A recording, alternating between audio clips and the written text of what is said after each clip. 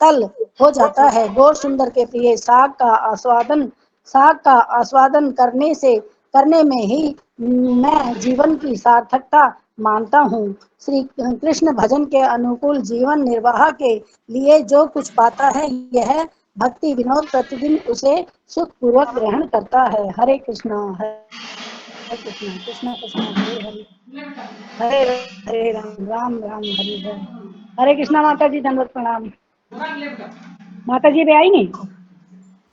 माता जी नहीं आई। माता जी सभी माताजियों को सादर प्रणाम। हरे कृष्णा माता जी आ गई मैं। हाँ माता जी, दंडवत प्रणाम आप सबको। कृष्णा कृष्णा हरे हरे।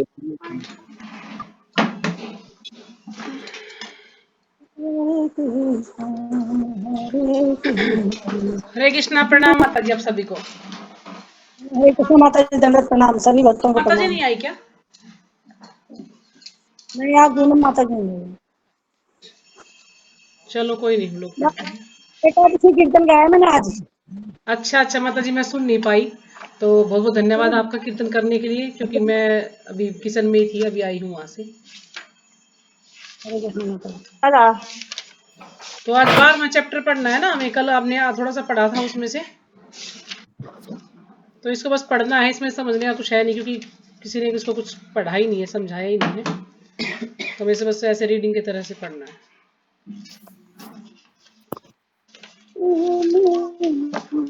तो हमें यहाँ से पढ़ना था इसको। पेज नंबर 115, अगर आपके पास बुक है तो निकाल लीजिएगा। पेज नंबर 115 से पढ़ना है इसको में। श्रीमद् भगवद गीता में यह स्पष्ट कहा गया है कि परम सत्य की खोज करने के वैदिक मार्ग का लक्ष्य साकार ईश्वर को खोजना है। सत्य की खोज करने के वैदिक मार्ग का लक्ष्य भगवान को खोजना है, जो परम सत्य के दूसरे पक्ष अर्थात परमात्मा अथवा ब्रह्म पक्ष से ही संतुष्ट हो जाते हैं। और कुछ लोग जो है सिर्फ परमात्मा और ब्रह्म को ही खोजने में संतुष्ट हो जाते हैं। अरे म्यूट करो अपना। सुशीला माता जी, आप थोड़ा ध्यान रखा कीजिएगा। आपका ज्यादातर खुला ही रहता है, सुबह वाली क्लास में भी या शाम की क्लास में भी ज्यादातर आपका अनम्यूट ही रहता है, तो आप प्लीज इसका बड़ा ध्यान दीजिएगा कि आप जो है म्यूट करके रखें। उन्हें अल्प बुद्धि माना जाता है। अब जो लोग भगवान की खोज ना करें, बल्कि परमात्मा या ब्रह्म के की खोज में लगे रहते हैं, तो उनको अल्प बुद्धि माना जाता है ऐसे लोगों को, क्योंकि उनका सिर्फ लक्ष्य क्या होता है, परमात्मा के जो है अपने ध्यान लगाते हैं कि हम सिर्फ परमात्मा का ध्यान करें या ब्रह्म का ही ध्यान करें, और वो भगवान को भूल जाते हैं। कुछ ही समय पूर्व हमने श्री ईशोपनिषद पर भाष्य प्रकाशित किया है, और इस लघु पुस्तिका में हमने इस विषय पर विस्तार से चर्चा की है। तो जो ईशोपनिषद है, ईशोपनिषद में इस पर ज्यादा विस्तार से चर्चा की गई है। जहां तक हिंदू धर्म का संबंध है, भारतवर्ष में लाखों कृष्ण मंदिर हैं, और एक भी हिंदू ऐसा नहीं है जो श्री कृष्ण का पूजन न करता हो, है ना। हमारे जो है देश में तो ज्यादातर सभी लोग पूजा करते हैं भगवान की, कोई भी ऐसा नहीं जो पूजा ना करता हो। अतएव यह कृष्ण भावनामृत अभियान कोई मन गढ़ंत विचार नहीं है। हम समस्त विद्वानों, दार्शनिकों, धर्म तत्ववेताओं और जन साधारण को निमंत्रण देते हैं कि वे विवेचनात्मक अध्ययन के द्वारा इस अभियान को समझें।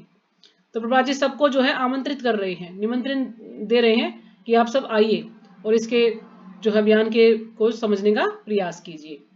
और यदि कोई गंभीरता पूर्वक इसका अध्ययन करेगा, तो वह इस महान अभियान की उत्कृष्ट स्थिति को समझ जाएगा।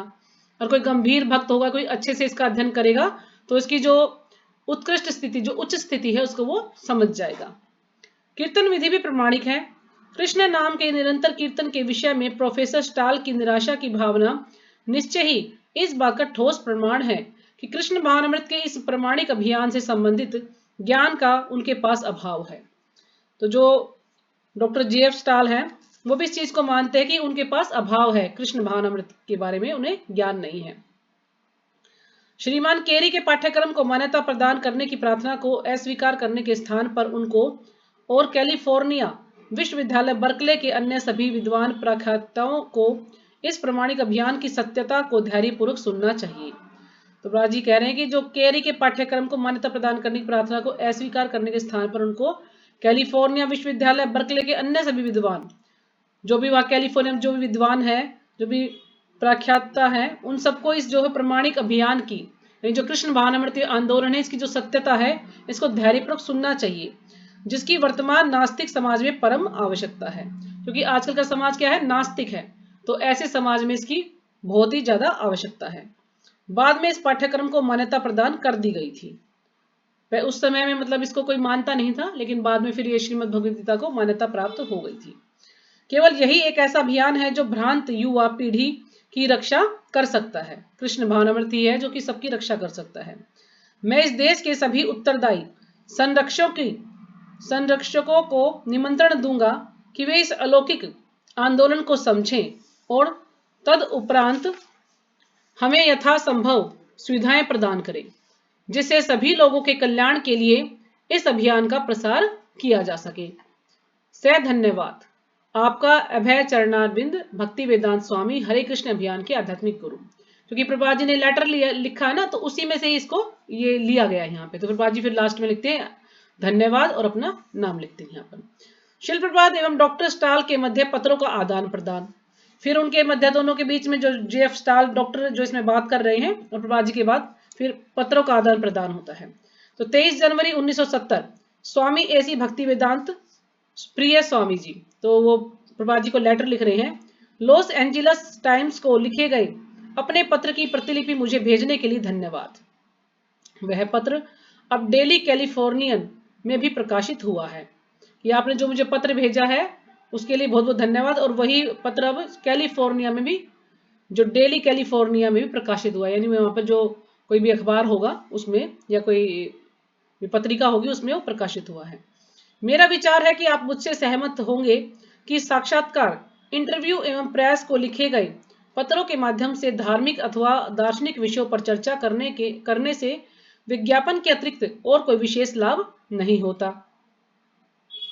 परंतु फिर भी आप मुझे अपने 2 विचारों को यहाँ संक्षेप में प्रस्तुत करने की अनुमति दें। तो वो प्रभुपाद जी से अनुमति मांग रहे हैं कि मुझे आप जो है ये यहाँ पर इन विचारों को संक्षेप में प्रस्तुत करने की अनुमति दें। प्रथम तो यह है कि मैं जानता हूं कि कृष्ण भक्ति प्राचीन है, यद्यपि निश्चय ही इतनी पुरानी नहीं जितने की वेद, और वह कभी भी क्रिश्चियन, मुस्लिम या यहूदी धर्म से प्रभावित नहीं हुई। कि जो कृष्ण भक्ति है वो काफी प्राचीन है और जो क्रिश्चियन, मुस्लिम या इनसे वो कभी प्रभावित नहीं हुई है।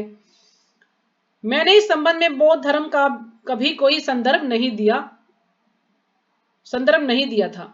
सापेक्ष दृष्टिकोण से साकार और निराकारवाद में अंतर अस्पष्ट सा है, परंतु सरलता की दृष्टि से इस अंतर को स्वीकार करते हुए मैंने यह देखकर आश्चर्य प्रकट किया था कि जो लोग पाश्चात्य संस्कृति में पले हुए हैं, वह संस्कृति जो कि साकार ईश्वर पर बल देती है, वे एक ऐसे भारतीय पंथ को अपना रहे हैं जिसका प्रयोजन भी वही है। जब पाश्चात्य एकेश्वरवाद से असंतुष्ट लोग एक ऐसे भारतीय दर्शन को ग्रहण कर ले जो परम सत्य के निराकार पक्ष पर बल देता हो, तो मुझे अधिक आश्चर्य नहीं होगा। तो यानी वो जो पाश्चात्य देश में जो एकेश्वरवाद है ना, जो अपने आप को ही वो ईश्वर समझते हैं, तो यानी ऐसे लोग जो एकेश्वरवाद से असंतुष्ट लोग अगर भारतीय दर्शन को ग्रहण कर ले, भारतीय दर्शन यानी कृष्ण भावनामृत को ग्रहण कर ले, वो तो जो परम सत्य के निराकार पक्ष पर बल देता है,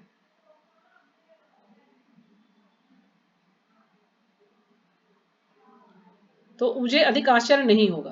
यानी कुछ लोग कहते हैं ना कि हम ही भगवान हैं, तो वो ऐसे लोग जो है निराकारवाद पर बल देते हैं। तो ये वो कह रहे हैं डॉक्टर JF स्टाल की मुझे ज्यादा आश्चर्य नहीं होगा, क्योंकि ज्यादातर लोग क्या है, भगवान को निराकार ही समझते हैं, साकार नहीं समझते। और जो मायावादी लोग हैं, निराकारवादी लोग हैं, निर्विशेषवादी लोग हैं, वो भगवान को निराकार ही समझते हैं कि भगवान का कोई आकार नहीं है। वो सिर्फ अपने आप को ही ईश्वर समझते हैं कि हम और जो भगवान है वो सेम है, हम सब भगवान हैं। द्वितीय विचार यह है कि कृष्ण नाम के कीर्तन पर मैंने निराशा, विरक्ति को कभी भी न तो व्यक्त किया और न ही उसका अनुभव किया है। यानी पहला विचार तो था निराकारवाद के बारे में वो चर्चा कर रहे, फिर दूसरा कहते हैं कि दूसरा विचार है कि कृष्ण नाम के कीर्तन पर मैंने निराशा को कभी भी न तो व्यक्त किया और न ही उसका अनुभव किया। यानी मैंने निराशा को कभी भी महसूस नहीं किया है, यानी कृष्ण भावनामृत करने से उसे कुछ निराशा मिली हो, तो उसको कभी भी उन्होंने अनुभव नहीं किया है। मैं इस पर उत्तेजित नहीं हुआ करता जैसा कि कुछ लोग हो जाते हैं, वरन मैं इसे पसंद करता हूं। परंतु यह एक निर्विवाद तथ्य है कि श्रीमद् भगवद गीता के, वेदों की तो बात ही दूर है, श्रीमद् भगवद गीता के इस विचार, इस प्रकार निरंतर कीर्तन की आवश्यकता नहीं होती है। गीता में पूर्ण रूप से भिन्न भिन्न विषय वस्तुएं हैं, जिनमें से कुछ को मैं भारतीय दर्शनों के अपने पाठ्यक्रमों में कुछ विस्तार पूर्वक स्थान देता हूं। यानी गीता में कुछ अलग अलग विषय वस्तुएं हैं, तो जो जेफ स्टाल हैं वो कुछ को भारतीय दर्शनों के पाठ्यक्रमों में कुछ विस्तार पूर्वक स्थान देते हैं। सह धन्यवाद आपका जेफ स्टाल, दर्शन एवं दक्षिण एशियाई भाषाओं के व्याख्याता। यानी उन्होंने प्रभुपाद जी को पत्र लिखा है 30 जनवरी 1970 को। जेएफ स्टाल, व्याख्याता, दर्शन एवं दक्षिण एशियाई भाषाएं, कैलिफोर्निया विश्वविद्यालय, बर्कले, कैलिफोर्निया। अब उसने पत्र लिखा है तो फिर प्रभुपाद जी भी उसको पत्र लिख रहे हैं। प्रिय प्रोफेसर स्टाल, मैं आपके 23 जनवरी 1970 के कृपा पत्र के लिए अनेकानेक धन्यवाद देता हूं। अपने पत्र के अंतिम परिच्छेद में आपने वर्णन किया है कि आप हरे कृष्ण मंत्र के कीर्तन से उत्तेजित नहीं होते, जबकि कुछ लोग उत्तेजित हो जाते हैं, वरन आप उसे पसंद करते हैं। इससे मुझे अत्यंत संतोष हुआ है और मैं आपको अपनी पत्रिका भगवत दर्शन बैक टू गॉड हेड के अंक 28 की एक प्रति भेज रहा हूं। इसमें आप देखेंगे कि विद्यार्थियों ने ओहियो स्टेट विश्वविद्यालय के कार्यक्रम में इस हरे कृष्ण मंत्र के कीर्तन को कितना पसंद किया था। यानी वो उनको एक किताब भेज रहे हैं भगवत दर्शन, जो कि सभी लोग जानते हैं कि उसमें जो एक लेख छपा है कि किस प्रकार से वहां के जो विद्यार्थी है उन्होंने हरे कृष्ण महामंत्र को पसंद किया है। जबकि वे सभी विद्यार्थी इस कीर्तन के पंथ में नए थे। वास्तव में यह नाम संकीर्तन हृदय को अत्यधिक सुख देता है और जनसाधारण के हृदय में आध्यात्मिक भावना अर्थात कृष्ण भावनामृत को जागृत कराने का सर्वोत्तम साधन है। यानी जो एक कृष्ण भावनामृत है, ये इससे क्या होता है, हमें सुख मिलता है, हमें आनंद मिलता है, हमें शांति मिलती है। तो कितना अच्छा है ये हरे कृष्ण महामंत्र। तो इसलिए प्रभुपाद जी कह रहे हैं कि अर्थात कृष्ण भावनामृत को जागृत कराने का सर्वोत्तम साधन है। यानी ये जो हरे कृष्ण कीर्तन है, इसको करने से क्या है कि कृष्ण भावनामृत जागृत होता है, यानी भगवान के प्रति हमारा जो प्रेम वो जागृत होता है। तो ये सबसे सर्वोत्तम साधन है, सबसे अच्छा साधन है ये हरे कृष्ण कीर्तन। यह आध्यात्मिक साक्षात्कार की सर्वाधिक सरल विधि है और वेदों में इसका अनुमोदन है। यानी ये आध्यात्मिक साक्षात्कार यानी भगवान के बारे में जानने के लिए बहुत ही अच्छी विधि है, आसान विधि है, और वेदों में भी इसके बारे में बताया गया है। ब्रह्मनारदी पुराण में स्पष्ट कहा गया है कि केवल हरि कृष्ण का नाम ही लोगों को भौतिक अस्तित्व की समस्याओं से बचा सकता है ना। भगवान का नाम ही हम सबको बचा सकता है इस कलयुग से, और उसके अतिरिक्त इस कलयुग में कोई और विकल्प नहीं है, कोई विकल्प नहीं है, कोई विकल्प नहीं है। वो वाला श्लोक है ना ये ब्रह्मनारदी पुराण में, हरेर नाम हरेर नाम हरेर नाम केवलम कलो नास्ते नास्ते नास्ते गतिरन्यथा। यानी हरि का नाम हरि का नाम हरि का नाम ही है हम सबको जो इससे, इस कलयुग से, इसके दुष्प्रभाव से हमें बचा सकता है, और कोई उपाय नहीं है, कोई उपाय नहीं है, कोई उपाय नहीं है। पाश्चात्य संस्कृति एकेश्वरवादी है ना, जो पाश्चात्य संस्कृति क्या है, एकेश्वरवादी है, यानी भगवान और वो एक ही हैं सब। परंतु पश्चिमी देशों के लोग भारतीय मनोधर्म निराकारवादी पक्ष के द्वारा मार्ग भ्रष्ट किए जा रहे हैं। पश्चिमी देशों के लोग भारतीय मनोधर्म निराकारवादी पक्ष के द्वारा मार्ग भ्रष्ट किए जा रहे हैं। पश्चिम का युवा वर्ग हतोत्साहित है क्योंकि उसे एकेश्वरवाद के विषय में उद्यम के साथ शिक्षा नहीं दी जाती है, उसको सही शिक्षा नहीं दी जाती है। क्योंकि उसे एकेश्वरवाद के विषय में उद्यम के साथ शिक्षा नहीं दी जाती है, वे शिक्षा देने और समझाने की इस विधि से संतुष्ट नहीं है। कृष्ण भावनामृत अभियान उनके लिए एक वरदान है, क्योंकि उनको प्रमाणिक वैदिक पद्धति के अंतर्गत पाश्चात्य एकेश्वरवाद को समझने का वास्तव में प्रशिक्षण दिया जाता है। यानी कृष्ण भावनामृत उनके लिए एक वरदान का कार्य, वरदान है। हम केवल सैद्धांतिक चर्चा ही नहीं करते, वरन हम वैदिक नियमों की प्रक्रिया द्वारा शिक्षा भी ग्रहण करते हैं। परंतु मुझे यह देखकर आश्चर्य हुआ कि पत्र के अंतिम परिच्छेद में आपने कहा, यह तो एक निर्विवाद तथ्य है कि श्रीमद् भगवद गीता वेदों की बात तो दूर रही, कि निरंतर कीर्तन करने की आवश्यकता नहीं है। यानी यह एक निर्विवाद तथ्य है कि श्रीमद् भगवद गीता के निरंतर कीर्तन करने की आवश्यकता नहीं है। मैं सोचता हूं कि आपने श्रीमद् भगवद गीता 9.14 के निम्नलिखित श्लोक के अतिरिक्त और भी अनेक समानार्थी श्लोकों को छोड़ दिया है।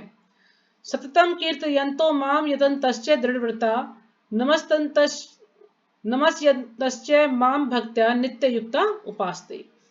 मोह से मुक्त एवं अपने भगवत साक्षात्कार में सिद्ध महात्माओं के कार्यकलापों का यह वर्णन किया गया है। सततम कीर्तयन्तो माम, वे सदा ही सततम मेरे यश का कीर्तयन्तः करते हैं तथा नित्य युक्ता उपासते, सदैव मेरी श्री कृष्ण की उपासना करते रहते हैं। तो यानी इस श्लोक में जो है भगवान बता रहे हैं कि जो महापुरुष लोग होते हैं, जो भगवान के भक्त होते हैं, वो क्या करते हैं, वो हमेशा भगवान के यश का कीर्तन करते हैं, भगवान के गुणों का कीर्तन करते रहते हैं, हमेशा भगवान के नामों का कीर्तन करते रहते हैं। हमेशा वो हमेशा भगवान की भक्ति में ही लगे रहते हैं, भगवान की ही पूजा करते हैं, ऐसे जो महापुरुष लोग होते हैं। अतः मैं यह नहीं जानता कि आप इसे निर्विवाद कैसे कह सकते हैं, और यदि आप एक विषय पर वेदों से संदर्भ चाहें तो मैं अनेकानेक दे सकता हूं। तो प्रभुपाद जी कह रहे हैं आप इसको निर्विवाद कैसे कह सकते हैं। अगर आप चाहें तो मैं वेदों से संदर्भ लेकर आपको काफी इसमें इसके बारे में और बता सकता हूं। वेदों में प्रधान अप्राकृतक शब्द ओंकार भी श्री कृष्ण है। वेदों में जो प्रधान अप्राकृतक शब्द है, यानी जो दिव्य शब्द है, वह भी ओंकार ही है।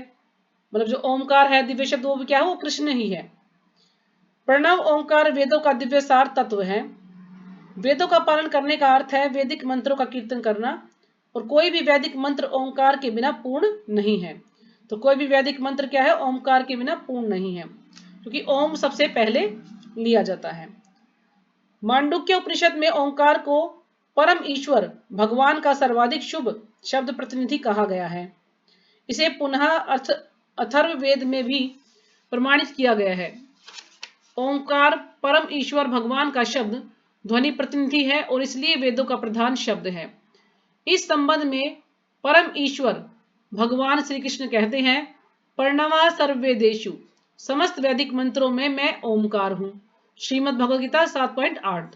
तो जो 7.8 श्लोक है उसमें भगवान कह रहे हैं कि वैदिक मंत्रों में मैं क्या हूं, ओंकार हूं। तो इसलिए जो ये ओंकार शब्द है, ये क्या है, ये कृष्ण ही है, क्योंकि भगवान स्वयं उसमें भगवद गीता के श्लोक में बोल रहे हैं। इतना ही नहीं, श्रीमद् भगवद गीता के 15वें अध्याय के श्लोक 15 में श्री कृष्ण कहते हैं, मैं प्रत्येक के हृदय में स्थित हूं। तो भगवान कहते हैं ना कि मैं सबके हृदय में स्थित हूं। ये वाला श्लोक है ना, सर्वस्य चाहम हृदय सन्निविष्टो मतः, आगे क्या है इसमें, सर्वस्य चाहम हृदय सन्निविष्टो मतः स्मृतिर ज्ञानम पोहनम च। तो इसे भगवान बता रहे हैं श्लोक में कि मैं ही प्रत्येक के हृदय में स्थित हूं। सभी वेदों के द्वारा मुझे ही जानना होता है। मैं वेदांत का रचयिता हूं और वेदों को यथार्थ जानने वाला मैं ही हूं। तो श्लोक में भगवान स्पष्ट बता रहे हैं कि सब कुछ क्या है, सिर्फ मुझे ही जानना है। वेदों में भी क्या है, कौन जानने योग्य है, भगवान ही। वेदों के द्वारा मुझे ही जानना होगा। मैं ही वेदों का रचिता हूं, यानी मैंने ही वेदों को बनाया है, क्योंकि कहते हैं ना वेद जो है भगवान से ही निकले हैं, क्योंकि वेदों को किसी ने भी इनकी रचना नहीं की है, वेदों किसी ने नहीं बनाया, भगवान ने ही हमें दिए हैं वेद। बस लिखित रूप में जो व्यासदेव जी हैं उन्होंने हमें इनको दिया है। श्री भगवान सभी के हृदय में स्थित है और इसका मुंडक और श्वेताश्वतर उपनिषद दोनों में ही वर्णन किया गया है। द्वा सुपर्णा सयुजा सखाया, भगवान और व्यक्तिगत जीवात्मा दोनों शरीर में इस प्रकार बैठे हुए हैं जिस प्रकार दो मित्र पक्षी वृक्ष के ऊपर बैठे रहते हैं। तो एक श्लोक है, काफी बार आदिला माता जी आपको भागवतम में बताती है ना कि दो पक्षी हैं, एक क्या कर रहा है, एक देख रहा है और दूसरा फलों को खा रहा है। तो दूसरा पक्षी जो देख रहा है वो कौन है, भगवान है, वो परमात्मा है। वो देख रहे हैं कि कब ये जीवात्मा मेरी तरफ मुड़ेगा, मेरी तरफ ध्यान करेगा, क्योंकि वो अभी अपने कर्मों के फलों को भोगने में लगा हुआ, अपने कर्म करने में लगा हुआ है, उसका मेरी तरफ ध्यान नहीं है, तो वो उसको देखते रहते हैं। एक पक्षी वृक्ष के फल अर्थात सांसारिक क्रियाओं के कर्म फल को भोग रहा है और दूसरा पक्षी अर्थात परमात्मा मात्र देख रहा है उसको। अतएव वेदांतिक अध्ययन का लक्ष्य परम ईश्वर भगवान श्री कृष्ण को समझना है। तो वेदांतिक जो वेदों का जो अध्ययन करते हैं उसका लक्ष्य क्या है? भगवान को समझना है बस। श्रीमद् भगवद गीता के 8वें अध्याय के श्लोक 13 में इस विषय पर बल दिया गया है, जहां कहा गया है कि योग विधि के द्वारा अंततः पावन अक्षर ओम का उच्चारण करते हुए मनुष्य भगवान के परम धाम को प्राप्त करता है। यदि वो ओम का उच्चारण कर रहा है तो वो भगवान के धाम को प्राप्त करता है। वेदांत सूत्र में, जिसका आप निश्चय ही अध्ययन कर चुके हैं, चौथे अध्याय अधिकरण 4 सूत्र 22 में निश्चित रूप से कहा गया है, अनावृत्ति ही शब्दात, शब्द ध्वनि के द्वारा मनुष्य मुक्त हो जाता है ना। कोई भी अगर भगवान का नाम नहीं भी ले सकते लेकिन कानों के द्वारा वो सुन सकता है। तो क्योंकि कान हमेशा जब हम सोते हैं तो भी कान हमारे अलर्ट रहते हैं, जैसे भी कोई आवाज होती थी एकदम से हमारी आंख खुल जाती है। तो शब्द ध्वनि यानी जो भगवान की जो शब्द ध्वनि है उसके द्वारा हम जो है मुक्त हो जाते हैं। या तो हम अपनी जो है जीभ्या से उसका उच्चारण करें या हम कानों के द्वारा उसको सुने, तो दोनों ही तरह से हम मुक्त हो जाते हैं। भक्ति में सेवा के द्वारा भगवान को ठीक प्रकार से समझने से मनुष्य भगवान के धाम में जा सकता है और इस भौतिक संसार में कभी भी वापस नहीं लौटता। वह कैसे संभव है? उत्तर है भगवान नाम के निरंतर कीर्तन के द्वारा। यानी हम भगवान के धाम कैसे जा सकते हैं? भगवान के कीर्तन के द्वारा। यानी भगवान नाम यानी भगवान के जो नाम है उनका कीर्तन करने से हम जो है भगवान के धाम जा सकते हैं। इस तथ्य की आदर्श शिष्य अर्जुन के द्वारा स्वीकार किया गया है। इस तथ्य को आदर्श शिष्य कृष्ण अर्जुन के द्वारा स्वीकार किया गया है, जिन्होंने योगेश्वर भगवान श्री कृष्ण से अध्यात्म विज्ञान के निष्कर्ष को पूर्ण रूपेण सीखा है। कि अर्जुन कौन है? भगवान के सखा है, तो इसलिए उन्होंने भगवान से इसको अच्छी तरह से सीखा, इस विज्ञान को, जो भगवान का विज्ञान है। श्री कृष्ण को परब्रह्म स्वीकार करते हुए अर्जुन उनका संबोधन करते हैं, स्थाने ऋषिकेश, जगत आपका नाम सुनकर हर्षित हो उठता है और इस प्रकार सभी लोग आप में अनुरक्त हो जाते हैं। श्रीमद् भगवद गीता 11.36, जहाँ कीर्तन की विधि को परम सत्य परब्रह्म भगवान से संपर्क स्थापित करने के प्रत्यक्ष साधन के रूप में प्रमाणित किया गया है। यानी ये जो श्लोक है 11.36, इसमें ये बताया गया जो कि प्रभुपाद जी यहाँ पर हमें बता रहे हैं।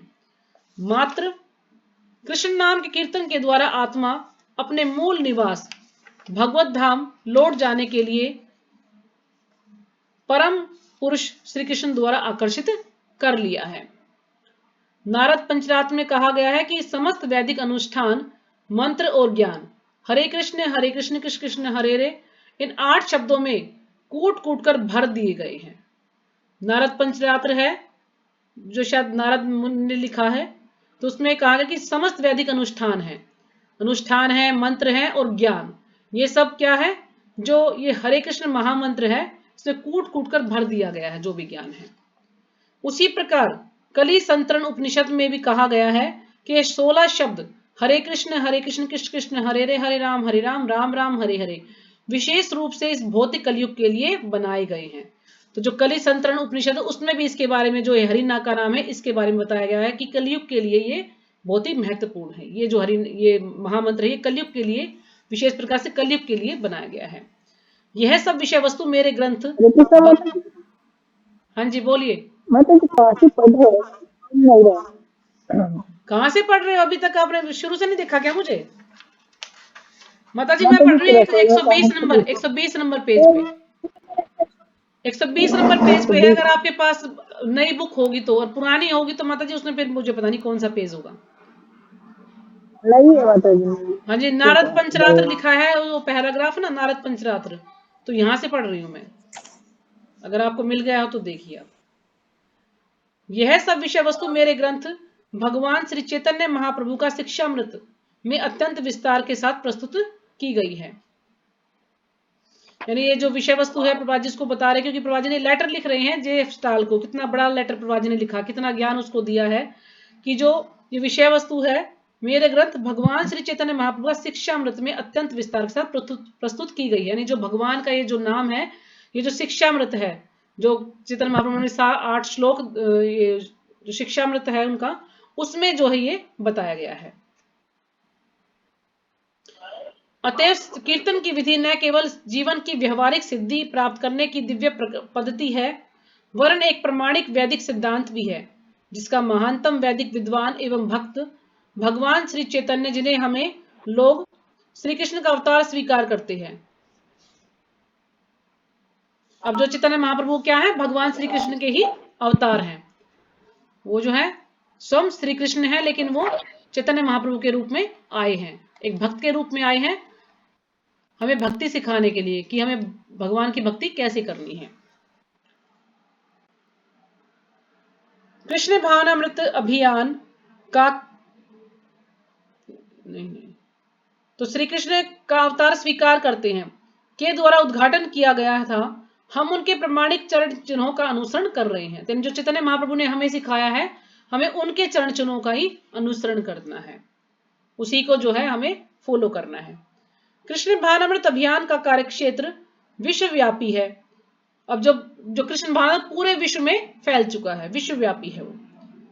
मौलिक आध्यात्मिक स्तर के सनातन ज्ञान तथा आनंद से परिपूर्ण जीवन को प्राप्त करने की विधि कोरी अथवा शुष्क सिद्धांत नहीं है। यानी जो मौलिक आध्यात्मिक स्तर के सनातन, यानी जो हमारा जो सनातन धर्म है, ज्ञान है, आनंद है, सब चीजों से परिपूर्ण है ये चीज, तो उसको प्राप्त करने की जो विधि है कोरी अथवा शुष्क सिद्धांत नहीं है, कि बिल्कुल कोरा नहीं है, निरर्थक नहीं है, या बिल्कुल सूखा सूखा सिद्धांत नहीं है।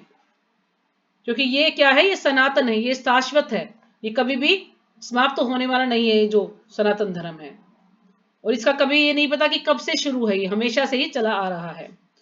वेदों में परमार्थिक जीवन का वर्णन सैद्धांतिक, शुष्क या निराकार रूप में नहीं किया गया है। वेदों का लक्ष्य विशुद्ध भगवत प्रेम की उत्पत्ति मात्र ही है, और इस सुसंगत निष्कर्ष की व्यवहारिक अनुभूति कृष्ण भावनामृत अभियान अर्थात हरे कृष्ण मंत्र के कीर्तन द्वारा हो जाती है। आध्यात्मिक साक्षात्कार का लक्ष्य केवल एक है, और वह है भगवान का प्रेम। तो हमारा क्या है, एक ही लक्ष्य है, हमें भगवान का प्रेम प्राप्त करना है, भगवान की भक्ति करके, भगवान का नाम लेकर के भगवान का प्रेम प्राप्त करना है। बस हमें यही जीवात्मा का धर्म है कि इसको भगवान की सेवा करनी है। अतः अप्राकृतिक विषय को समझने में वेद एक ठोस सर्वतोमुखी इकाई का कार्य करते हैं। अप्राकृतिक विषय यानी जो ये भगवान के बारे में जानना, ये क्या है, अप्राकृतिक विषय यानी दिव्य विषय है। तो आध्यात्मिक विषय, दिव्य विषय को समझने में हमें जो वेद क्या है, एक ठोस सर्वतोमुखी इकाई का कार्य करते हैं, एक ठोस प्रमाण है। वेदों में जो है भगवान के बारे में सब कुछ बताया गया है। प्रमाणिक वैदिक मार्ग शिक्षार्थी के अतिरिक्त विभिन्न दलों के संपूर्ण विचार ही श्रीमद् भगवद गीता को खंडित रूप देते हैं। वेदों में प्रस्तुत किए गए विविध प्रतीत होने वाले समस्त प्रस्तावों के मध्य समन्वय करने वाला समाधानात्मक तत्व वेदों का सार अर्थात कृष्ण भावनामृत भगवत प्रेम है। आपको पुनः धन्यवाद देता हुआ आपका ही एसी भक्ति वेदांत स्वामी, 8 फरवरी 1970। स्वामी एसी भक्ति वेदांत प्रिय स्वामी जी। अब प्रभा जी ने उनको पत्र लिखा तो उनके पास पहुंच गया, फिर वो दोबारा से प्रभा जी को पत्र लिख रहे हैं। तो यानी इसमें ज्यादा किसी ने भी, मेरे इसमें कई वीडियो किसी ने भी इसको समझाया नहीं है, सबने बोला कि घर से पढ़ लो। तो इसमें जितना भी हम समझ पा रहे हैं उतना हम इसको रीडिंग ही कर रहे हैं, इसमें से ज्यादा कुछ आएगा नहीं अगर आपको पेपर होगा तो, ठीक है ना।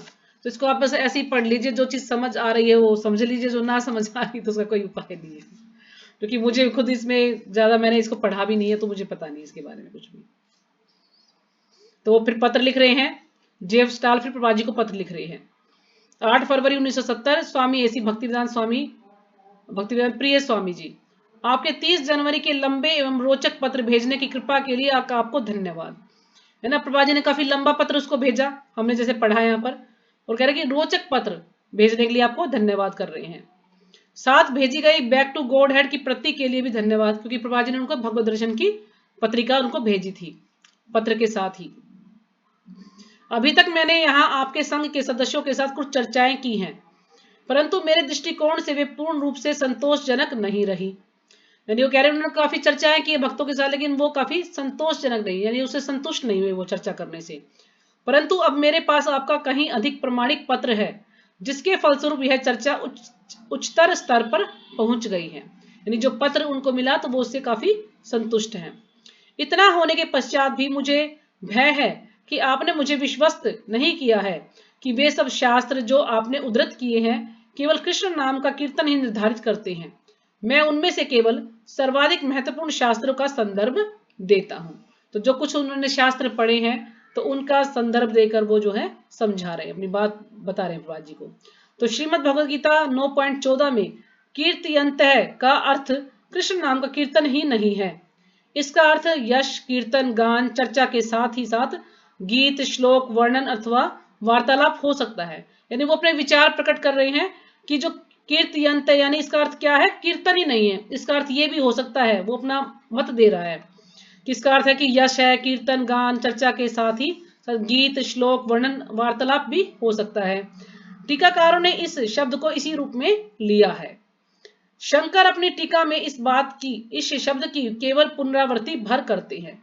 अब जो शंकराचार्य जी वो बिल्कुल पुनरावृत्ति करते हैं अपने व्याख्यान में इस चीज की, जो भी उन्होंने टीका लिखी है भज गोविंदम में, तो उसमें वो उसकी बस पुनरावृत्ति कर, उसको दोहरा रहे हैं। परंतु आनंद गिरी ने अपनी व्याख्या में कीर्तन को वेदांत श्रवणम प्रणवय जपस्य की श्रेणी में रखा है। और कोई आनंद गिरी होंगे, कोई है ना, जैसे कि शंकराचार्य जिस तरह कोई आनंद गिरी होंगे, कोई आचार्य, उन्होंने अपने व्याख्यान में ये सब बोला है, तो वो उसको बता रहे हैं प्रभात जी को। वो इसका अर्थ हुआ वेदांत का श्रवण करना और ओम का जप करना। ओम श्री कृष्ण है, यह श्रीमद् भगवद गीता में कहा गया है, परंतु वहां श्री कृष्ण का कई दूसरी वस्तुओं के रूप में भी परिचय दिया गया है जो स्मृति है ना। भगवान कह रहे हैं कि मैं ओमकार हूं, और स्मृति, ज्ञान और विस्मृति वो भी भगवान कहते हैं कि मुझसे ही आ रही है। वो भी यानी हम किसी चीज को याद कर पाते हैं या भूल जाते हैं या हमें कोई ज्ञान है, वो सब भगवान से ही आ रहा है। ऐसा वेदों में नहीं है जो कि श्रुति माने जाते हैं। तो वेदों में वो कह रहा है कि वेदों में ऐसा नहीं है। एक दूसरे टीकाकार हनुमान अपने पैशाच भाष्य में कहते हैं कि कीर्तयन्ते का अर्थ भाषमान है, अर्थात किसी विषय में चर्चा करना है।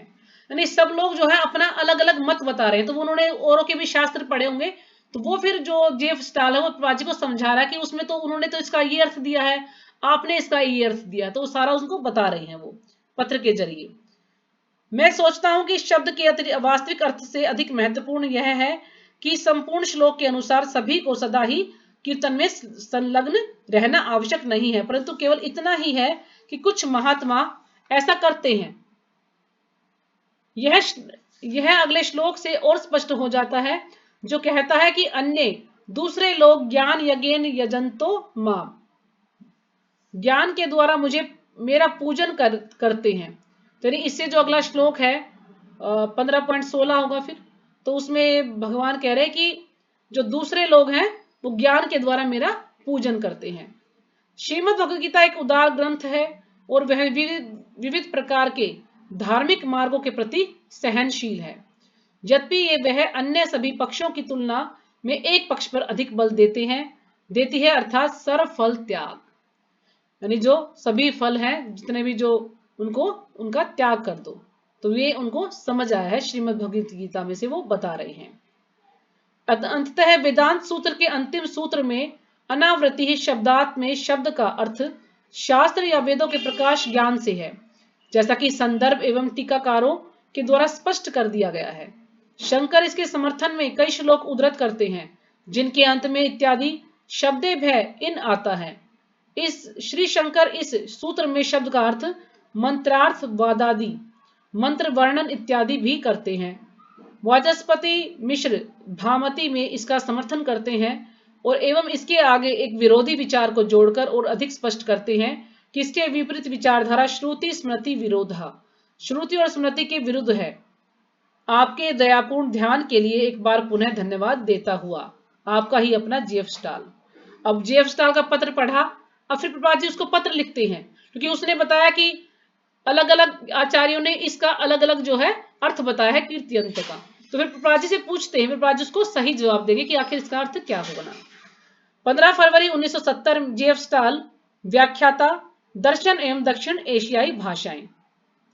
तो प्रभुपाद जी ने उसको पत्र लिखा, प्रिय डॉक्टर स्टाल, मुझे आपका रविवार 8 फरवरी 1970 का पत्र प्राप्त करके अत्यंत हर्ष हुआ। मुझे पत्र का विवरण जानकर भी अत्यधिक प्रसन्नता हुई। आपको इस बात से विश्वस्त कराने के लिए कि सभी शास्त्र कृष्ण नाम के कीर्तन की संतुति करते हैं, मैं केवल भगवान श्री चैतन्य महाप्रभु का ही प्रमाण प्रस्तुत कर सकता हूँ। यानी सभी जो शास्त्र हैं कृष्ण नाम के ही के बारे में ही जो है संतुति करते हैं, लेकिन मैं केवल चैतन्य महाप्रभु का ही जो प्रमाण है उसी को प्रस्तुत करता हूं। भगवान श्री चैतन्य ने संतुति की कि कीर्तनीय सदा हरि, हरि अर्थात श्री कृष्ण का सदैव यश गाया जाना चाहिए। शिक्षाष्टकम 3।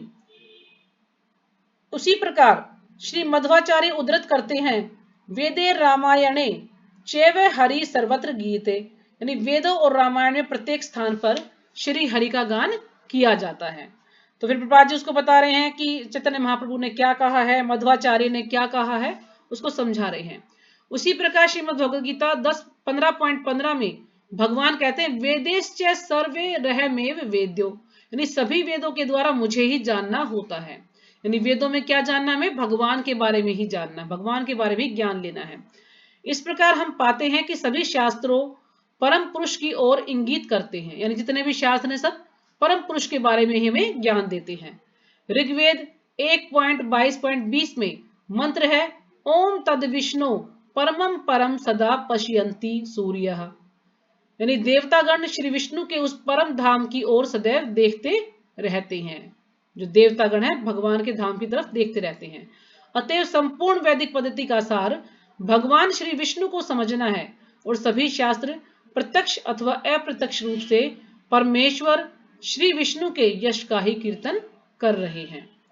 श्रीमद् भगवद गीता के श्लोक 9.14 में कीर्तयन्ते का अर्थ निश्चय ही यश, कीर्तन, गान और चर्चा करना है, जैसा कि आपने कहा है, परंतु इस किसका यश, कीर्तन या गान करना है। तो उन्होंने पूछा था ना अभी, कीर्तयन्ते का अर्थ कि यश, कीर्तन, गान और चर्चा करना है। तो प्रभुपाद जी पूछ रहे हैं कि फिर किसका यश और कीर्तन करना है, ये तो आपको जानना होगा। निश्चय ही श्री कृष्ण का, तो किसका कीर्तन करना है, श्री कृष्ण का। इस विषय में माम मेरा शब्द का प्रयोग हुआ है। अतः हम सब असहमत नहीं होते जब एक मनुष्य श्री कृष्ण का यश गान करता है, जैसे श्रीमद् भागवतम में शुकदेव ने किया। यह भी कीर्तनम है। परम भगवान श्री कृष्ण के ऐसे यश गान का वैदिक साहित्य में सर्वोच्च स्थान है और इसको हम निम्नलिखित श्लोक से समझ सकते हैं। तो ये जो श्लोक है इसको हम कल लेंगे, ठीक है। ये भागवतम का श्लोक है। अभी इसमें कई श्लोक कोट किए प्रभुपाद जी ने, भागवतम का है, फिर भक्ति रसामृत सिंधु का है, और भी कई ग्रंथों से उन्होंने जो है श्लोक कोट किए हैं उसको समझाने के लिए। तो काफी बड़ा चैप्टर है ये। अभी तो इसको 2 क्लास और लगेंगे इसको समझने के लिए, पढ़ने के लिए, माता जी, जबकि हम सब रीडिंग कर रहे हैं, ज्यादा इसको समझ नहीं रहे, क्योंकि इसमें हमें ज्यादा पता नहीं है इसके बारे में कुछ भी ना, पत्र लिखा हुआ है ये।